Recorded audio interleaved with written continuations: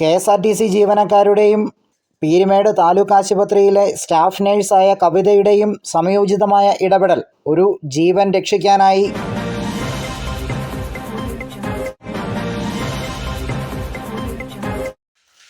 കഴിഞ്ഞ ദിവസം കുമളിയിൽ നിന്നും കൊല്ലത്തേക്ക് പോവുകയായിരുന്ന KSRTC ഫാസ്റ്റ് പാസഞ്ചർ ബസ്സിൽ യാത്ര ചെയ്യുകയായിരുന്ന കുമളി 2 മൈൽ സ്വദേശിക്ക് പാമ്പനാർ ഭാഗത്ത് വെച്ച് ദേഹാസ്വാസ്യം അനുഭവപ്പെട്ടു. തുടർന്ന് വാഹനത്തിൽ കുഴഞ്ഞു വീഴുകയും ചെയ്തു. പീരുമേട് താലൂക്ക് ആശുപത്രിയിലെ സ്റ്റാഫ് നഴ്സായ കവിത CPR നൽകിയതിനു ശേഷം പീരുമേട് താലൂക്ക് ആശുപത്രിയിലേക്ക് വിളിച്ചു പറഞ്ഞ് അടിയന്തര വൈദ്യസഹായം ലഭ്യമാക്കുന്നതിന് ആവശ്യമായ ഇടപെടൽ നടത്തി.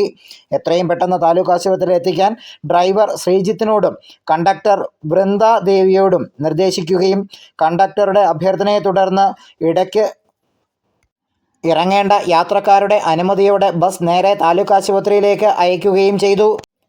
എന്നാൽ KSRTC ബസ്സിന് പീരുമേട് താലൂക്ക് ആശുപത്രിയിൽ നിന്നും 250 മീറ്റർ അകലെ വരെ മാത്രമേ എത്തുവാൻ കഴിയുമായിരുന്നുള്ളൂ.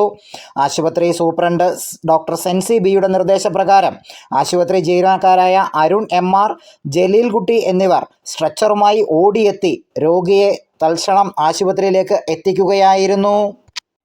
ഇവരുടെ സമയോചിതമായ ഇടപെടൽ ഒരു രോഗിയുടെ ജീവൻ രക്ഷിക്കാൻ കഴിഞ്ഞു.